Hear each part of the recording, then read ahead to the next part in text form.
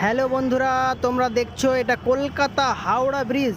এই হাওড়া ব্রিজের তলে আছে ফুলের মার্কেট। এই বন্ধুরা, যারা খুঁজছো যে কলকাতায় গিয়ে ফুল পাইকারি নেব বা কোথায় গিয়ে পাবো, এরকম যারা সন্ধান করছো তাদেরকে বলছি কলকাতা হাওড়া ব্রিজের তলে পাবে। এখানে চলে আসো, এখানে পাইকারি খুচরো যেমন ইচ্ছে তেমন করে নেবে।